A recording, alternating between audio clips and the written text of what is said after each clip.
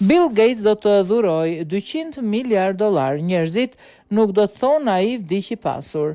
Bill Gates do të dhuroj pothuajse gjithë pasurinë e tij personale në 2 dekadat e ardhshme. Miliarderi ka deklaruar se po përshpejton planet për të shitur pasurinë e tij dhe për të mbyllur fondacionin Gates në 31 dhjetor 2045.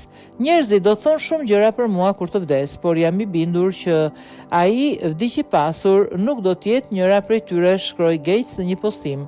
Ai gjithashtu kritikoi ashpër Elon Musk, njeriu më të pasur në botë, një figurë kyçe në administratën e presidentit Donald Trump, duke akuzuar atë për vrasjen e fëmijëve më të varfër në botë.